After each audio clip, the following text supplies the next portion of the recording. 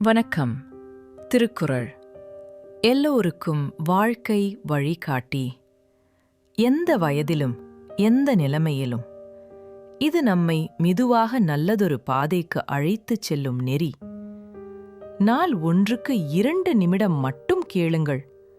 புரியாவிட்டாலும் பரவாயில்லை, நடைமுறைப்படுத்த முடியாவிட்டாலும் கவலையில்லை. கேளுங்கள், மெதுவாக உங்கள் மனதில் ஒரு மாற்றம் உருவாகும். கடினமான நேரங்களிலும் கூட அது உங்களை அமைதியாக தூக்கும். உங்கள் வருகைக்கு நன்றி. லைக் பண்ணுங்கள், சப்ஸ்கிரைப் பண்ணுங்கள். வாங்க, இன்று நம்ம திருக்குறளை தொடங்கலாம். இன்றைய குறள் அதிகாரம் 12 நடுவு நிலைமை. குறள் எண் 112. வணக்கம். நேர்மையாக வாழ்பவர்களுக்கு என்ன லாபம் கிடைக்கும்? நடுவு நிலைமை என்பது இந்த உலக வாழ்வில் நம் செல்வத்தை காக்குமா என்பதை நடுவு நிலைமை அதிகாரத்தின் 112வது குறள் மிக தெளிவாக பேசுகிறது. இது அறத்தினால் வரும் ஆக்கமானது பல தலைமுறைகளை காக்கும் வலிமை கொண்டது என்பதை உணர்த்துகிறது. செப்பம் உடையவன் ஆக்கம் சிதைவின்றி எச்சத்திற்கு ஏமாப்பு உடைத்து.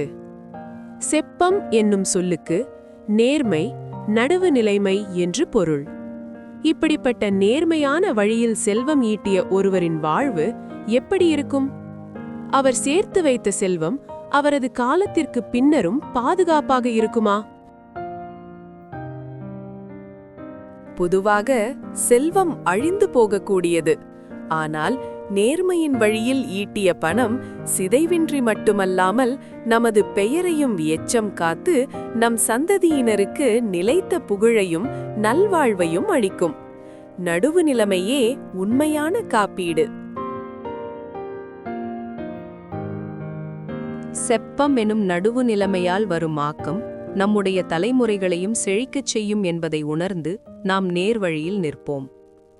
நாளை வேறொரு குறளுடன் சந்திப்போம். உங்கள் மனம் நிம்மதியாய், உங்கள் வாழ்வு நிலைத்ததாக இருக்க நமது சேனலுடன் இணைந்திருங்கள். வீடியோ பிடித்திருந்தால் லைக் செய்யவும் மற்றும் புதிய ஞான கருத்துக்களை பெற சப்ஸ்கிரைப் செய்ய மறக்காதீர்கள்.